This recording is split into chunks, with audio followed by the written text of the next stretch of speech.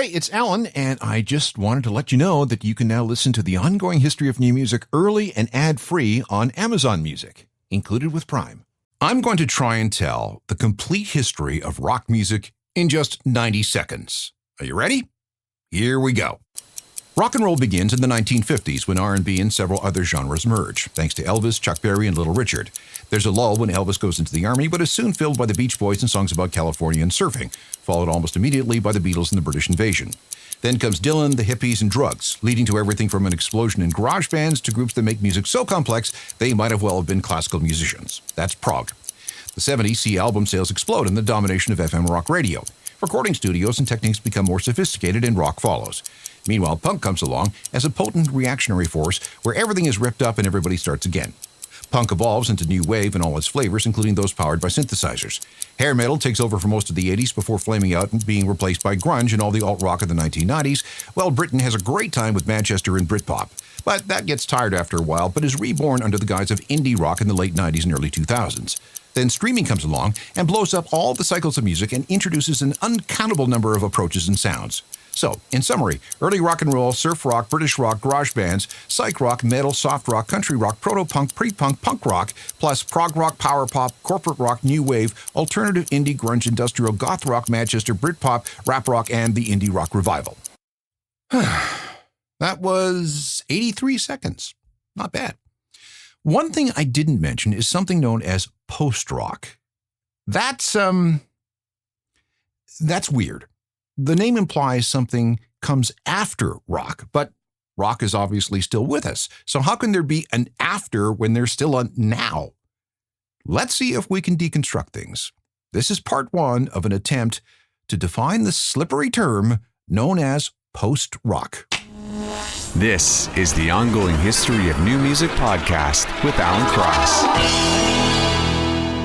Welcome again. I'm Alan Cross.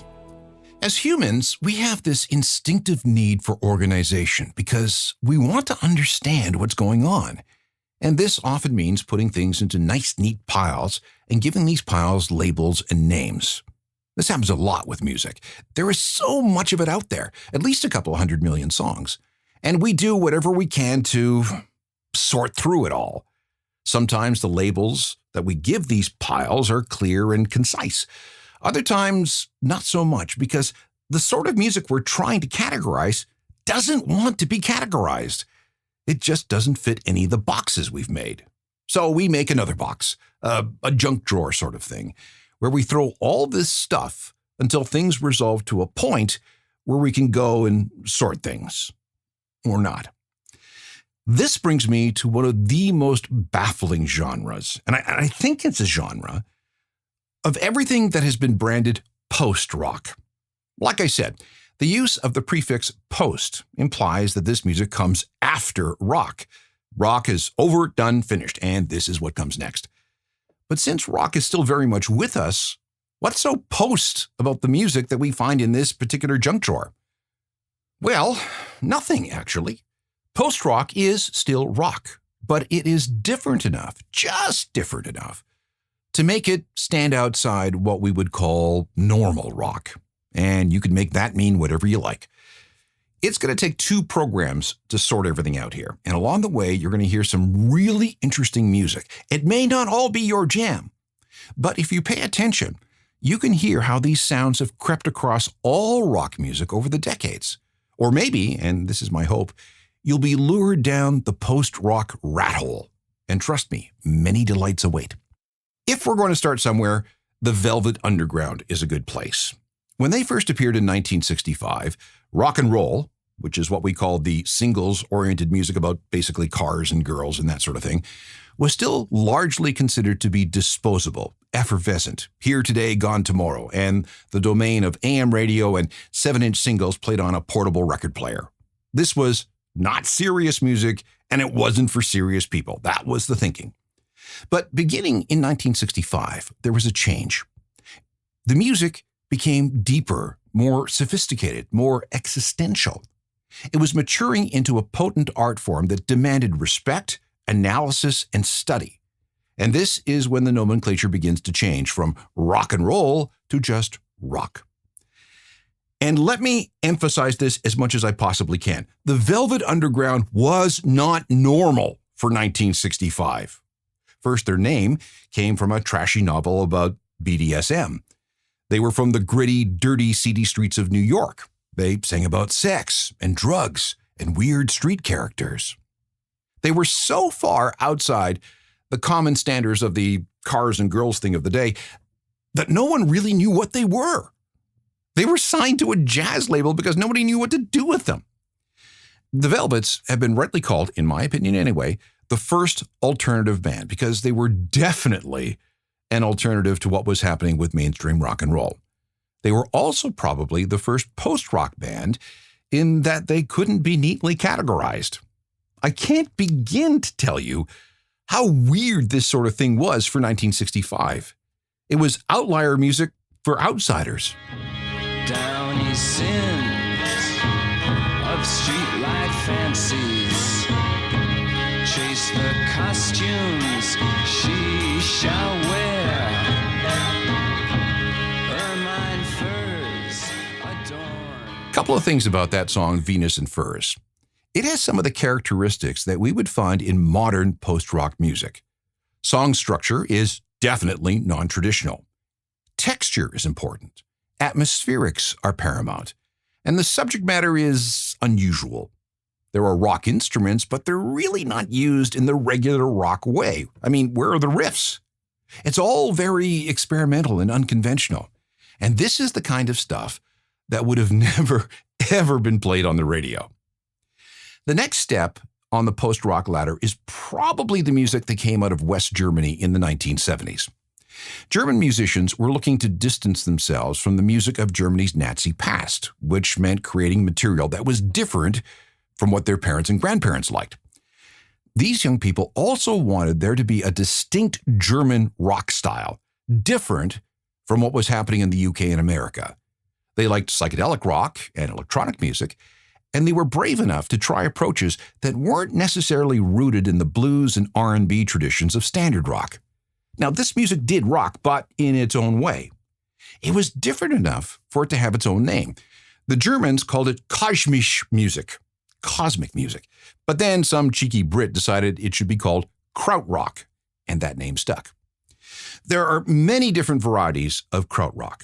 Some went all in with electronics like Kraftwerk. Others like Neu preferred material with a driving hypnotic 4/4 rhythm known as Motorik, which evoked driving in a car on the Autobahn. And Can, another band, experimented by combining jazz with psych and funk and samba and found sound and spacey sounds. This is a track from 1976 called I Want More, and this was a hit single in Germany.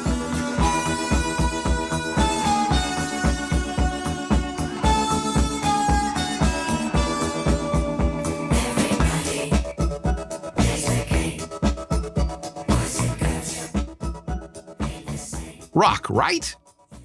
Right? Maybe, but also something beyond it. So, post-rock? Maybe, but not yet, because we have to look at two other things. The first of which was post-punk. Now, that term is easier to understand. It's the music that we began to hear in the wake of the original punk rock explosion. The best definition of post-rock that I've ever read, and I think this comes from music writer Simon Reynolds, is music that wasn't punk, but you could tell by listening to it that punk had to have happened. Punk itself was not revolutionary. It was reactionary. It stripped rock back to its very basics, the foundations of rock. And when it did that, the next generation of musicians was free to build things up again using different tools and different attitudes. Post-punk was an umbrella term for rock music of the late 1970s. It fished in deeper waters than punk. It went outside the norms of traditional rock. It was more avant-garde in style and thinking. And it brought in sounds from synthesizers, world music, funk, jazz, and dance music. Ideas came from all forms of non-musical art, like cinema and literature and politics and fashion. David Bowie's Low album from 1977 ticked all those boxes.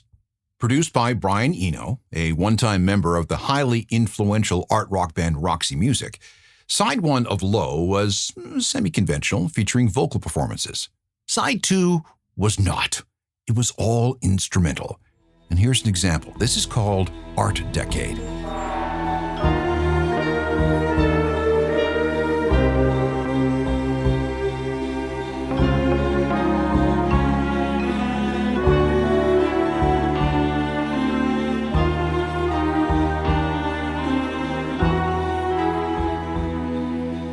Bowie was hardly alone with his experimentations. Goth, darkwave, dream pop, the jangly guitars of bands like REM, the spiky stuff of groups like Wire, and shoegaze were, and in some cases still are, artists in those buckets that we can consider to be post-punk. Same thing with Brian Eno's solo experiments in ambient music. He came from a rock background. He was, like I said, part of Roxy Music, and then became a renowned producer for groups like U2, working on the band's biggest records. But listening to this, you knew that he was no longer making rock. Eno took things to an extreme. Again, atmospherics, textures, repetition. The goal was mode, not necessarily telling a story of any kind with lyrics. And in Eno's case, there were no lyrics. Let's hear a bit from Eno's 1978 album, Music for Airports.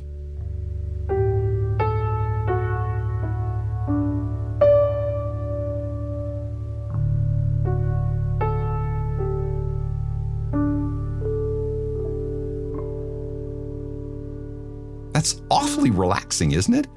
I often put on some of Eno's albums when I need to focus and immerse myself in work.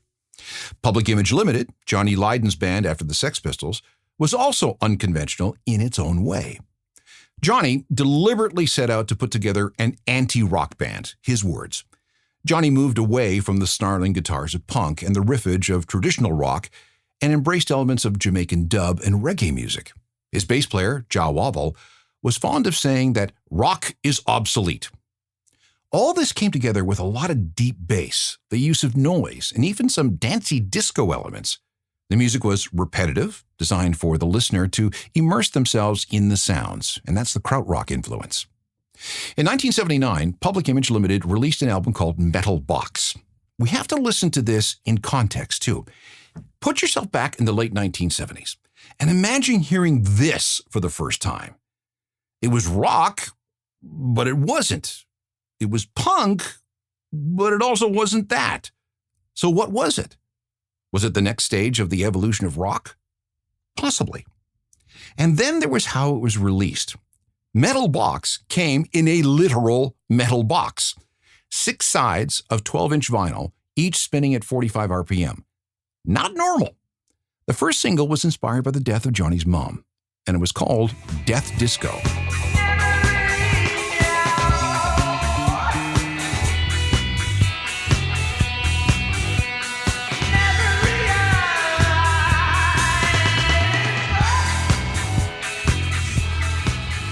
I should point out something about Death Disco by Public Image Limited. It was retitled Swan Lake for the Metal Box album, which is why you don't see it in the liner notes. Same song, different title. However things were named, though, Public Image's Metal Box is considered to be one of the most important of all the post-punk releases, simply because it pushed so many conventional musical limits. But here's the question.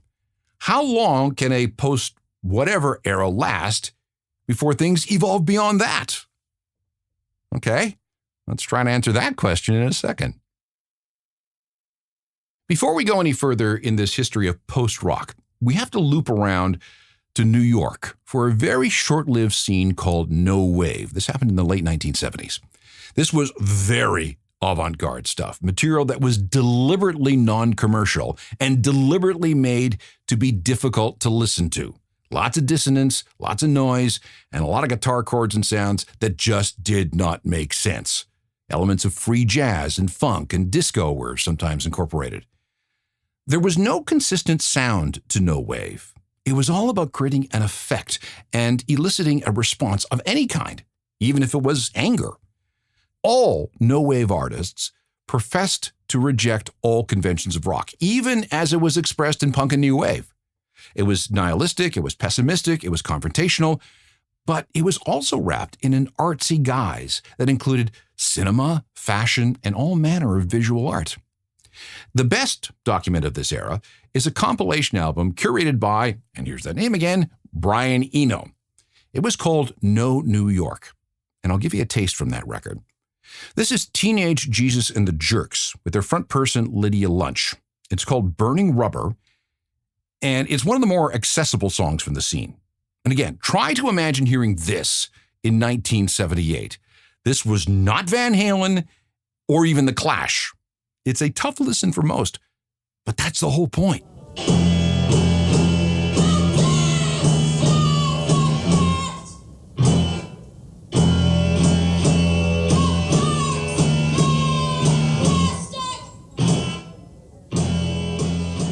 Teenage Jesus and the Jerks from 1978 and Burning Rubber, an example of the New York no-wave scene. Definitely not rock, something, beyond it. And it's worth pointing out that Sonic Youth was a part of the New York no-wave scene, and they ended up doing fine, didn't they? Post-punk was a thing from about 1979 through to the mid-1980s, before things got splintered and segmented so much that we needed a whole bunch of new categories. Post-punk no longer worked as an all-encompassing umbrella term for the experimental music that grew out of the original punk scene of the 1970s. And here is where we finally encounter the term post-rock. Just as with the term post-punk, post-rock seems to have been popularized by music writer Simon Reynolds. It wasn't his idea. The term had been around since, get this, 1967, in a Time magazine article about the Beatles' Great Leap Forward with the Sgt. Pepper album, but Reynolds helped popularize it in the 1980s. The first time he used it in print was in 1993 when he was searching for a way to describe an album entitled Hex by a group called Bark Psychosis. And for context, we should probably have a little sample of that. This is a track called Street Scene.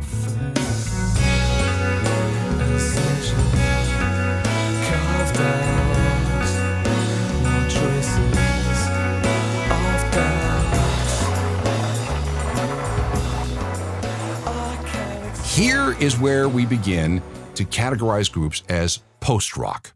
Groups that, and these are Simon Reynolds' words, using rock instrumentation for non-rock purposes. Okay, like what?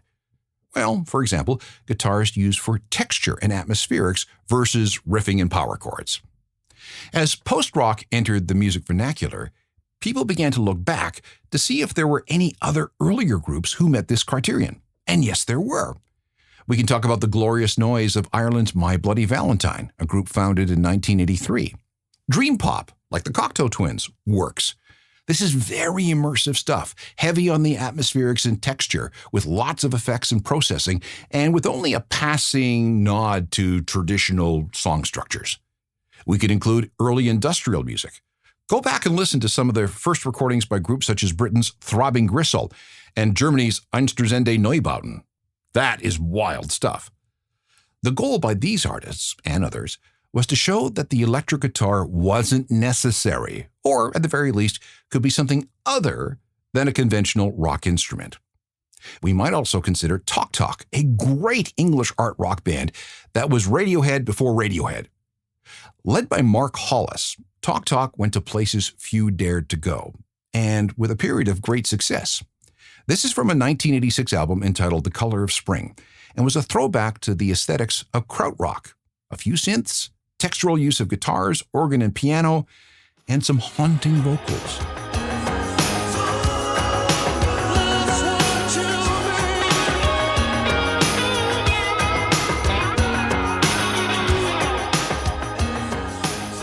Talk Talk was part of an experimental scene in the UK through the late 80s and early 1990s, and certainly the most commercially successful of the post-rock bunch of that time. Another group worth a mention is Stereolab. They were originally from France, but relocated to London in 1990. They took elements of krautrock, brought in some vintage synthesizer sounds, and started playing with influences of everything from French pop music from the 1960s to funk and jazz, and even Brazilian music. Throw in a little surrealist attitude and situationist philosophy, and you got something pretty interesting. Look at the album titles. Transient Random Noise Bursts with Announcements, Emperor Tomato Ketchup, Margarine Eclipse. This is a track from their 1994 album, Mars Audiac Quartet, and it's called Wow and Flutter. I thought IBM was born with the world. The US flag would float forever. They called upon and they back away. The capital will have to follow. It's not eternal, imperishable. Stereolab from 1994. If you want to dig deeper into the early 90s UK post-rock scene, write down these band names: Laika, Sea Feel, Moonshake, and Disco Inferno. Pay attention to the jazz-style rhythms, the big, spacious production, and the use of atmospherics and dynamics. This is great headphones in the dark listening. From Britain, we need to go to Chicago. There was something known as the Chicago School of Post-Rock. The focus here was on instrumentation, tight performances, clean recordings, and use of things like Fender Rhodes electric pianos, marimbas, and vibraphones. This wasn't rock, but for this to exist, rock must have happened. Ergo, post-rock. Tortoise was formed in 1990 and were not normal in a rock sense. They had 2 bass players, 3 percussionists, and used a series of non-rock percussion instruments. As for advancing the cause of post-rock, we have to look at their 1995 album, Millions Now Living Will Never Die. The first single was called DJ'd, and I'd love to play you that, but it runs for 21 minutes. But trust me when I tell you that it's really cool. So let's go with the second single, which is called The Taut and the Tame.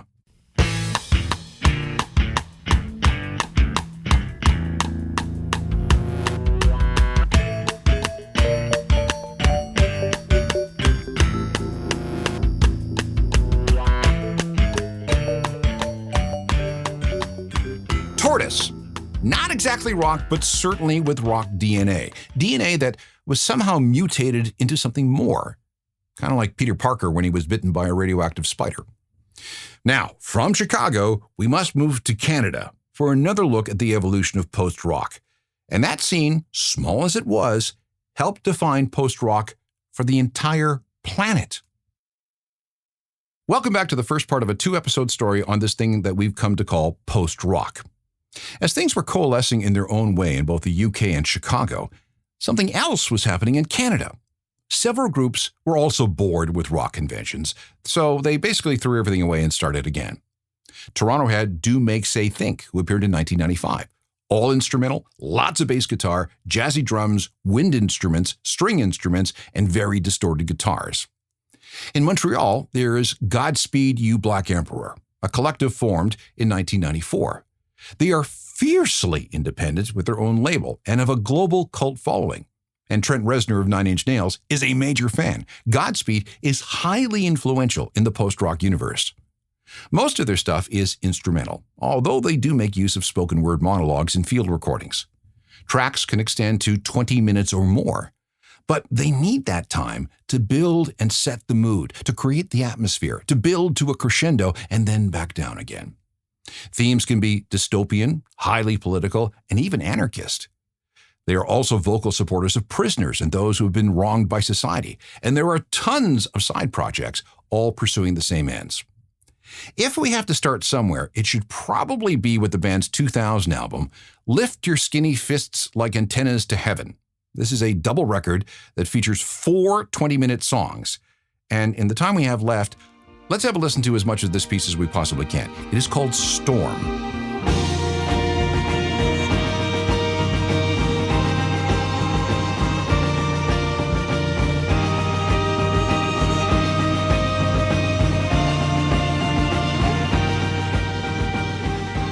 A portion of Storm by Montreal post-rock heroes Godspeed You Black Emperor from their 2000 album, Lift Your Skinny Fists Like Antennas to Heaven. Our look at the story of post-rock is only half done. Next time, we'll move deeper into the 1990s with material from groups that rarely, if ever, make it onto the radio. But what they do is extremely important to the health, evolution, and future of all rock music. As you will see, many bands that we know well, Radiohead, Arcade Fire, Smashing Pumpkins, The National, and many others, have taken their cues from the post-rock world. And this world is truly global. Canada, the US, the UK, Poland, Iceland, Japan. It figures into movie soundtracks, TV themes, video game music, and a whole lot more. And the goal of all this is to open your ears just a little bit more. Meanwhile, if you want to listen to any other ongoing history shows, there are hundreds of them available via podcasts on all the platforms. They're all 100% free. I also have another podcast entitled Uncharted, Crime and Mayhem in the Music Industry. It's all about the collisions of true crime and music. And believe me, there are some very wild stories. All those podcasts are free too. If you get a chance, check out my website, ajournalofmusicalthings.com. It's updated every day with music news, opinion, and recommendation. And the best way to keep tabs is with the free daily newsletter. It is free too. I'm on most of the social media websites. Perhaps we'll stumble across each other there. And you can always email me. In fact, I encourage it. alan@alancross.ca. See you back here for part 2 of an attempt to define the beast that we call post-rock. Technical production is by Rob Johnston. I'm Alan Cross.